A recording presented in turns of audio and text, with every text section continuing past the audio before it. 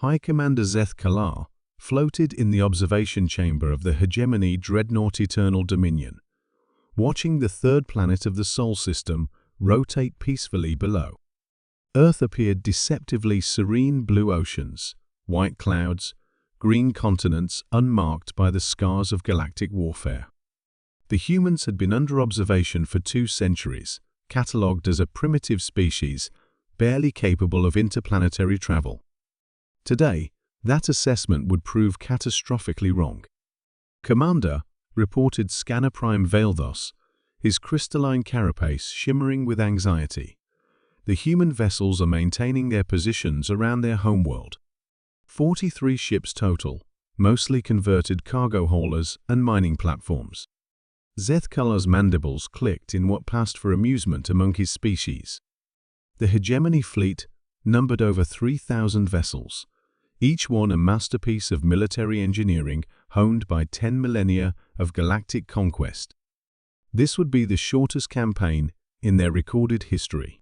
Begin standard subjugation protocols, he ordered. Target their communication satellites first, then disable their primitive defense platforms. We want them isolated and helpless when we make our demands. The first wave of Hegemony fighters swept toward Earth's orbital infrastructure, their energy weapons charging for what should have been surgical strikes against defenseless targets. Zeth Kalar had witnessed this dance hundreds of times across dozens of worlds: initial shock, desperate resistance, then inevitable surrender. But something went wrong. The human satellites didn't simply absorb the energy beams and explode. Instead, they seemed to drink in the attacks, glowing brighter before releasing the absorbed energy back at the attackers in concentrated bursts. 3 Hegemony fighters vaporized in the first exchange.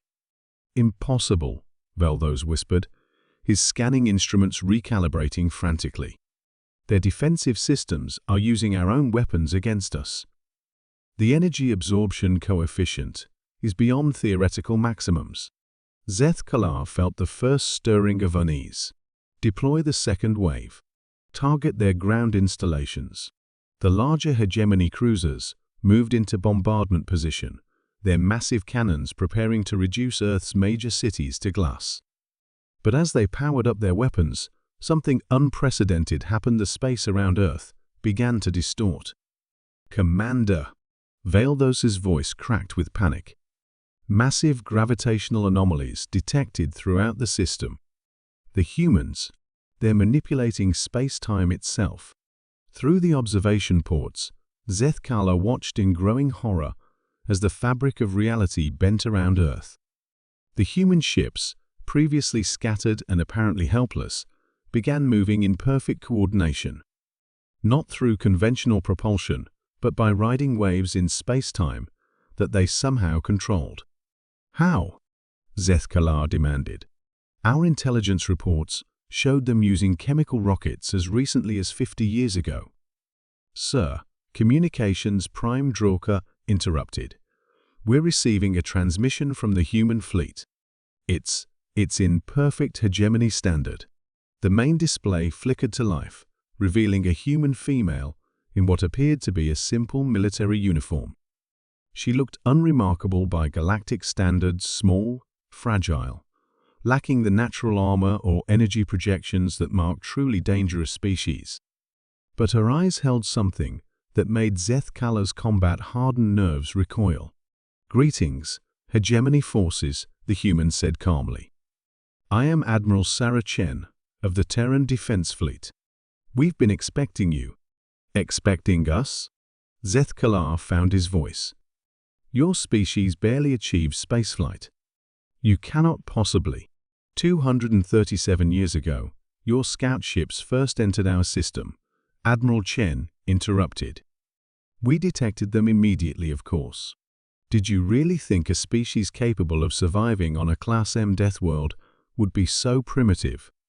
The words hit Zeth Kalar like physical blows. Class M death world? Intelligence had classified Earth as a standard garden world, perfectly suited for biological development. Your intelligence is flawed, he managed. Earth is a benign environment, ideal for organic evolution.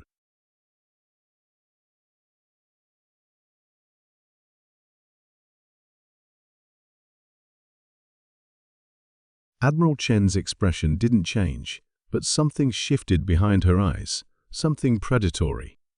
Commander, Earth has an active molten core that creates a magnetic field protecting us from lethal radiation.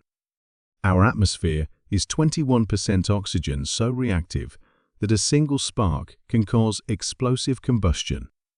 We experience regular seismic events that reshape continents, weather patterns that can generate wind speeds exceeding 200 kilometers per hour, and temperature variations that span over 100 degrees Celsius. She paused, letting the implications sink in. We didn't develop on a garden world, Commander. We evolved in hell, and we learned to make it our ally. As if summoned by her words, the space around the hegemony fleet began to change. The humans weren't just manipulating gravity, they were weaponizing the fundamental forces of the universe itself. Solar radiation, that should have been dispersed harmlessly through space, was being focused and directed. The very vacuum was becoming a conductor for energies that the hegemony's most advanced physics couldn't explain. Impossible, Veldos screamed as his instruments overloaded. They're using stellar energy as a directed weapon. No species has ever achieved controlled stellar manipulation. Admiral Chen's image remained steady on the screen. You've spent 10 millennia conquering civilizations that developed on comfortable worlds, Commander. Species that evolved in safety, that learned to cooperate because their environments demanded it. You've never encountered a species that learned to survive by mastering forces that could annihilate them. The first hegemony capital ship died in a burst of concentrated starlight that left no wreckage, only superheated plasma. Then another. The humans weren't just fighting back, they were demonstrating casual mastery over forces that the hegemony considered acts of nature. How long? Zeth Kalar whispered, understanding beginning to dawn. How long have you possessed this technology? Since before your species achieved interstellar flight, Admiral Chen replied. We've been watching your empire expand across the galaxy, studying your methods, learning your weaknesses. Did you think the universe's apex predators would remain hidden forever? The truth crashed over Zeth Kalar like a tidal wave. Humanity hadn't been a primitive species developing in isolation. They had been apex predators, deliberately concealing their capabilities, allowing the hegemony to spread across the galaxy, to gather all potential threats in one place where they could be systematically eliminated. You've been herding us, he realized. For 2 centuries, Admiral Chen confirmed.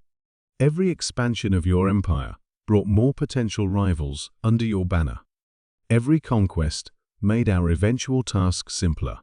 When we finally reveal ourselves to the galaxy, there will be only one force left to eliminate. Around the Sol system, space itself became a weapon as humanity dropped the pretense of being a developing civilization. Stars dimmed as their energy was harvested and redirected. Gravity wells formed and collapsed on command. The very laws of physics seemed to bend to human will. Zeth Kalar watched his vast fleet